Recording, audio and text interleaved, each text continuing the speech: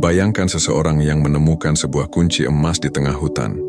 Kunci itu berkilau, penuh janji, seolah mampu membuka pintu menuju dunia yang tak pernah terbayangkan. Namun ada satu masalah, ia tidak tahu pintu mana yang bisa dibuka. Ia mencoba di sana-sini, tetapi setiap pintu justru membawanya ke lorong yang gelap, berliku, bahkan berbahaya. Itulah gambaran orang yang mencoba menempuh ilmu hikmah tanpa bimbingan seorang guru. Ilmu hikmah di tanah Nusantara bukan sekadar doa-doa yang dirangkai atau jimat yang ditulis di atas kertas. Ia adalah warisan para wali, sebuah pengetahuan rahasia yang menyentuh lapisan terdalam jiwa manusia, menghubungkan alam kasat mata dengan dimensi yang tersembunyi. Namun sama seperti api, ilmu hikmah bisa menghangatkan atau membakar. Dan tanpa bimbingan, api itu lebih sering melalap habis daripada memberi cahaya. Banyak orang tergoda. Mereka membaca kitab-kitab hikmah secara sembarangan, menghafal wirid tanpa sanad, atau mencoba merapal rajah dari internet. Mereka mengira telah menggenggam kekuatan, padahal sesungguhnya yang mereka genggam hanyalah bayangan kosong, dan bayangan itu bisa menyeret mereka ke jurang kebingungan, kesombongan, bahkan kesesatan. Mengapa? Karena ilmu hikmah tidak hanya membutuhkan hafalan, tetapi juga penyucian jiwa. Tidak hanya membutuhkan bacaan, tetapi juga keberkahan yang ditransfer dari seorang guru yang telah menempuh jalan panjang. Guru adalah penjaga gerbang, penunjuk arah, dan pengawal agar murid tidak tersesat di dalam rimba pengetahuan yang luas ini. Dalam video ini, kita akan membuka tabir mengapa ilmu hikmah dilarang dipelajari tanpa bimbingan guru. Kita akan menyelami sejarahnya, menelusuri filsafat yang tersembunyi di baliknya, hingga menemukan rahasia mengapa para ulama selalu menekankan pentingnya sanad dan silsilah. Namun jangan harap semua rahasia akan terungkap sekaligus, sebab sebagian pintu hanya bisa dibuka ketika jiwa kita benar-benar siap. Jadi, tetaplah bersama saya, karena perjalanan ini akan membawa kita lebih dekat kepada inti dari ilmu hikmah. Bukan sekadar kekuatan, tetapi cahaya yang menuntun jiwa menuju Allah. Ilmu hikmah di Nusantara tidak pernah lahir dari ruang kosong. Ia adalah hasil pertemuan panjang antara kearifan lokal, jejak para wali, dan hikmah para ulama yang datang dari tanah Arab, Persia, hingga India. Di balik doa-doa, hizib, dan rajah yang kita kenal hari ini, ada sejarah yang berlapis penuh misteri dan rahasia. Sejak masa Wali Songo, ilmu hikmah telah digunakan bukan sekadar untuk melindungi diri, melainkan untuk mendidik jiwa, menundukkan hawa nafsu, dan menyampaikan dakwah dengan cara yang halus. Sunan Kalijaga, misalnya, dikenal mengajarkan murid-muridnya dengan lambang, simbol, bahkan kesenian. Namun di balik semua itu, ia menyelipkan ilmu hikmah sebagai jembatan menuju kesadaran yang lebih tinggi. Di Aceh, Syekh Abdurrauf As-Singkili mewariskan ajaran tarekat yang kental dengan unsur hikmah. Di Banten, Syekh Nawawi Al-Bantani menekankan pentingnya sanad dalam setiap amalan, menegaskan bahwa ilmu tanpa bimbingan akan membawa kerusakan. Jejak-jejak ini mengajarkan kita bahwa setiap pengamal hikmah sejati harus terhubung dengan rantai guru, sebuah silsilah yang bersambung hingga Rasulullah. Mengapa sanad begitu penting? Karena ilmu hikmah tidak hanya berupa kata-kata, tetapi energi yang mengalir. Ia ibarat aliran listrik yang tidak bisa sembarangan disambungkan. Jika jalurnya tidak benar, maka bukan cahaya yang muncul, melainkan percikan yang membakar. Guru adalah penghubung yang memastikan aliran itu sampai dengan aman, tanpa merusak jiwa muridnya. Filsafat di balik larangan mempelajari hikmah tanpa guru terletak pada bahaya kesombongan ruhani.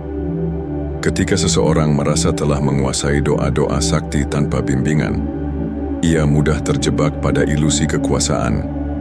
Ia lupa bahwa semua kekuatan sejati datang hanya dari Allah, bukan dari lafaz yang ia ucapkan atau simbol yang ia tulis. Para sufi besar seperti Imam Al-Ghazali bahkan mengingatkan bahwa ilmu yang tidak dibarengi tazkiyatun nafs, penyucian jiwa, akan menjadi hijab, bukan jalan menuju Allah. Dengan kata lain, tanpa guru, ilmu hikmah hanya akan mempertebal tirai antara murid dengan Tuhannya. Sejarah Nusantara juga mencatat tragedi. Ada murid-murid yang mencoba menempuh jalan hikmah sendiri, tanpa izin, tanpa arahan. Sebagian jatuh sakit, sebagian kehilangan akal, bahkan ada yang tersesat dalam jalan hitam ilmu sihir. Perbedaan tipis antara hikmah dan sihir hanya bisa dijaga oleh seorang guru yang matang dalam ilmu lahir dan batin. Karena itulah, para ulama dahulu sangat ketat. Kitab-kitab hikmah tidak pernah diberikan sembarangan. Bahkan ada yang hanya dibacakan sebagian, dengan catatan bahwa sisanya hanya boleh dipelajari setelah murid siap secara ruhani. Inilah tradisi yang membuat ilmu hikmah tetap murni, tidak berubah menjadi sekadar alat mencari dunia, melainkan tetap menjadi jalan menuju Allah. Maka jelaslah, ilmu hikmah bukanlah permainan. Ia adalah warisan suci yang harus dijaga dengan amanah. Dan guru adalah benteng terakhir agar warisan ini tidak jatuh ke tangan yang salah. Bayangkan sebuah hutan lebat yang penuh dengan jalan setapak. Ada jalur yang indah, berhiaskan cahaya matahari, membawa ketenangan. Tapi ada juga jalur gelap yang penuh jebakan, rawa, dan binatang buas. Itulah gambaran ilmu hikmah. Ia adalah hutan luas yang menyimpan kekayaan tak terhingga, tetapi juga bahaya yang tak kasat mata. Tanpa guru, seorang pengembara akan tersesat. Ia bisa saja merasa percaya diri, berjalan lurus, padahal sesungguhnya ia hanya berputar-putar, kembali ke titik awal, atau lebih buruk, masuk ke jurang. Guru, dalam tradisi hikmah, bukan sekadar pengajar. Ia adalah pemandu jalan, seseorang yang telah melintasi hutan itu berulang kali, tahu di mana cahaya berada, tahu di mana bahaya mengintai. Ilmu hikmah memiliki banyak pintu. Ada pintu doa, pintu hizib, pintu rajah, pintu wirid, hingga pintu zikir khusus yang diwariskan melalui tarekat. Setiap pintu memiliki kuncinya sendiri. Namun, masalahnya, kunci itu tidak bisa digunakan sembarangan. Sama seperti pintu harta karun kuno, jika salah cara membukanya, justru memicu perangkap. Tanpa guru, murid tidak pernah tahu mana kunci yang tepat untuk pintu tertentu. Inilah mengapa banyak orang merasa gagal dalam mengamalkan hikmah. Mereka membaca wirid panjang, namun tidak ada perubahan dalam diri. Mereka merapal doa tertentu, tapi justru mengalami kegelisahan, bahkan gangguan. Itu terjadi bukan karena doa atau rajahnya salah, tetapi karena jalannya tidak dibukakan oleh guru yang sah. Di sisi lain, ilmu hikmah bukan hanya soal bacaan, ia adalah energi yang hidup. Huruf-huruf Arab yang ditulis dalam rajah bukan sekadar tinta di atas kertas, ia adalah simbol kosmik yang membawa getaran tertentu. Jika tidak diarahkan dengan benar, getaran itu bisa menabrak jiwa pengamalnya, membuatnya goyah, lemah, atau bahkan kehilangan keseimbangan batin. Guru berperan sebagai penyeimbang, memastikan energi itu mengalir dengan aman. Ada pula bahaya yang lebih halus, yaitu ilusi spiritual. Murid yang berjalan sendiri sering terjebak pada bisikan ego. Ia merasa telah memiliki karamah, padahal yang muncul hanyalah permainan hawa nafsu dan tipu daya setan. Tanpa guru yang mengoreksi, ia semakin yakin, semakin sombong, dan akhirnya jauh dari Allah. Guru ibarat cermin. Ia bukan hanya menunjukkan apa yang sudah benar dalam diri murid, tetapi juga mengungkapkan bayangan gelap yang tersembunyi di balik jiwa. Tanpa cermin ini, seorang murid tidak akan pernah tahu kelemahannya. Ia akan terus menutupi aib ruhani dengan lapisan-lapisan wirid, padahal akarnya tidak pernah dicabut. Inilah inti larangan besar itu. Ilmu hikmah tanpa guru sama seperti pedang tajam di tangan anak kecil. Bisa melukai musuh, tapi lebih sering melukai dirinya sendiri. Ada sebuah paradoks besar dalam dunia ilmu hikmah. Di satu sisi, teks-teks doa dan amalan-amalan tampak terbuka, siapapun bisa membacanya, siapapun bisa menyalinnya. Namun di sisi lain, pintu hakikatnya tetap tertutup rapat bagi yang tidak mendapat izin. Inilah misteri terbesar, bahwa ilmu ini tidak bisa semata-mata dipelajari, ia harus diwariskan. Banyak orang modern tergoda untuk mempelajari hikmah dari kitab kuno atau manuskrip digital yang tersebar di internet. Mereka mengira bahwa dengan membaca susunan hizib tertentu, atau menuliskan rajah pada kertas, kekuatan akan langsung hadir. Padahal, ilmu hikmah bekerja bukan pada level lahiriah semata, melainkan pada jaringan ruhani yang tidak kasat mata.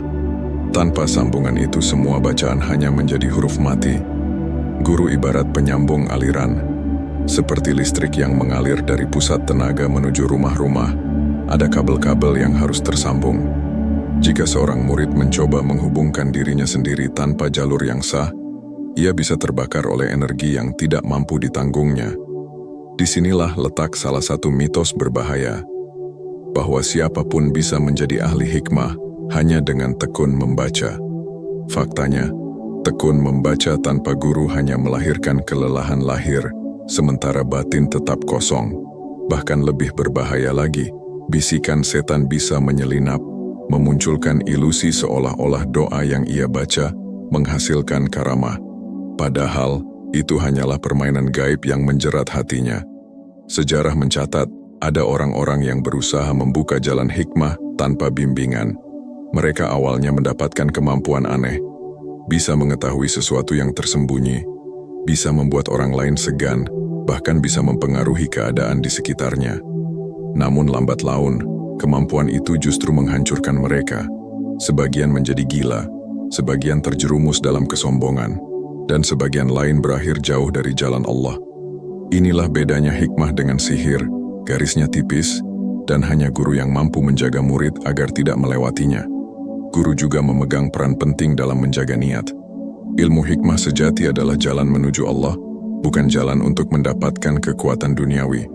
Tanpa guru yang menuntun, murid mudah sekali tergelincir. Ia bisa jadi mengamalkan hizib bukan untuk mendekat, tapi untuk disegani orang. Ia bisa menulis rajah bukan untuk perlindungan, tetapi untuk menguasai. Dan ketika itu terjadi, ilmu hikmah sudah berubah menjadi senjata ego, bukan cahaya ruhani. Ada rahasia lain yang jarang dibicarakan. Keberkahan. Dalam tradisi Islam, keberkahan bukan sesuatu yang bisa ditulis di buku.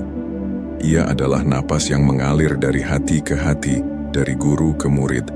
Tanpa keberkahan ini, ilmu akan kering, kaku, dan tidak bernyawa. Bacaan sebanyak apapun tidak akan menyalakan api cahaya dalam hati. Karena itu, larangan mempelajari ilmu hikmah tanpa guru bukan sekadar aturan ketat. Ia adalah perlindungan. Perlindungan agar murid tidak terjerumus dalam kesesatan batin, tidak terjebak dalam ilusi, dan tidak menjadi budak ego. Dengan guru, ilmu hikmah menjadi jalan pulang. Tanpa guru, ia bisa berubah menjadi jalan buntu. Ilmu hikmah sering dipandang sebagai sesuatu yang jauh, misterius, hanya bisa digapai oleh segelintir orang. Padahal, hakikatnya ia hadir untuk membimbing manusia kembali kepada Allah dengan cara yang lembut namun kuat. Dan meskipun kita tidak bisa menempuhnya sendirian tanpa guru, ada langkah-langkah praktis yang dapat dilakukan sebagai persiapan agar hati menjadi wadah yang layak ketika suatu hari kita dipertemukan dengan guru sejati. Langkah pertama adalah penyucian niat. Seorang pencari hikmah harus jujur bertanya pada dirinya, "Untuk apa aku menempuh jalan ini?" Bila jawaban yang muncul adalah kekuatan, kewibawaan, atau pengaruh dunia, maka jalan itu sudah salah sejak awal. Niat harus diarahkan hanya kepada Allah, untuk mendekat, untuk mengenal, untuk mencintai. Langkah kedua adalah mendekat dengan zikir sederhana. Tidak semua wirid berat bisa diamalkan tanpa izin guru. Namun ada zikir-zikir dasar yang telah diajarkan Rasulullah, seperti istighfar, shalawat, dan tahlil. Amalkan dengan istiqamah. Zikir sederhana ini ibarat membersihkan jalan, menyiapkan hati agar kelak mampu menerima beban energi ruhani yang lebih besar. Langkah ketiga adalah menghidupkan adab. Ilmu hikmah tidak bisa hidup dalam hati yang kasar. Karena itu, biasakan menghormati guru, orang tua, bahkan sesama manusia. Menjaga lisan dari celaan, menjaga hati dari iri dan dengki, serta menjaga tubuh dari maksiat.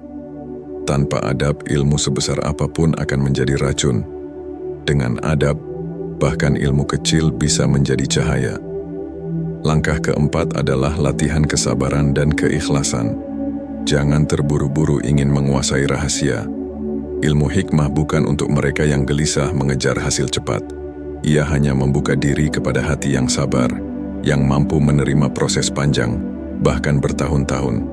Kesabaran ini adalah kunci yang membedakan pencari sejati dari mereka yang sekadar penasaran. Dan terakhir, mendoakan agar dipertemukan dengan guru sejati. Guru sejati bukan sekadar orang yang pandai bicara atau hafal doa-doa.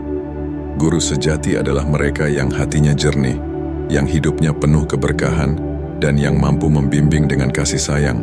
Kadang guru datang tidak disangka, kadang ia muncul setelah ujian panjang. Tugas kita hanyalah menyiapkan diri. Dengan langkah-langkah ini, penonton tidak hanya memahami bahwa ilmu hikmah berbahaya tanpa guru, tetapi juga mengetahui apa yang bisa dilakukan sekarang. Mereka belajar bahwa inti dari hikmah bukanlah kekuatan lahiriah, melainkan perubahan batin yang membuat hati semakin dekat dengan Allah. Dan yang terpenting, ilmu hikmah bukanlah akhir dari perjalanan. Ia hanyalah jembatan. Tujuan sejatinya adalah fana dalam cinta Allah, menemukan kedamaian dalam cahayanya, dan berjalan di dunia dengan hati yang penuh nur. Pada akhirnya, ilmu hikmah bukanlah sekadar rangkaian doa, bukan pula sekadar rajah atau hizib yang ditulis di kertas. Ia adalah jalan panjang yang menuntut kesiapan hati, kebersihan niat, dan bimbingan seorang guru. Larangan untuk mempelajarinya tanpa guru bukanlah batasan yang mengekang, melainkan perlindungan. Sebab yang dipertaruhkan bukan hanya jasad, tetapi juga jiwa. Sejarah dan pengalaman telah membuktikan, banyak yang tersesat karena ingin cepat, banyak yang hancur karena belajar tanpa arahan. Tetapi mereka yang sabar, yang menjaga adab, yang menunggu dengan tulus, akhirnya dipertemukan dengan guru sejati, lalu dibimbing menuju cahaya Allah. Mungkin sebagian dari kita masih bertanya-tanya, kapan guru itu akan datang? Bagaimana cara menemukannya?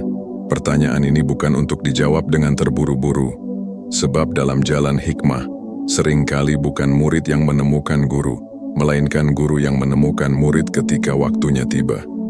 Yang bisa kita lakukan sekarang adalah menyiapkan hati, menyucikan niat, memperbanyak zikir, menjaga adab, dan berdoa.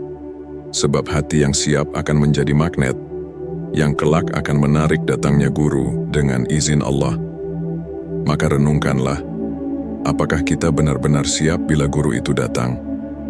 Atau justru kita masih mengejar ilmu untuk kebanggaan diri, untuk dunia yang fana? Ingatlah, ilmu hikmah sejati bukanlah tentang memiliki kekuatan, melainkan tentang dimiliki oleh cahaya. Dan cahaya itu hanya akan berlabuh pada hati yang jernih, hati yang dipandu dengan benar, hati yang rela tunduk pada Allah. Jangan berhenti mencari, jangan berhenti berdoa, dan jangan pernah berjalan sendirian. Karena dalam jalan ini, yang sendirian hanya akan hilang, tapi yang bersama guru akan menemukan jalan pulang. Dan mungkin, pintu itu sudah ada di depan kita sekarang. Pertanyaannya hanyalah, sudahkah kita siap membukanya?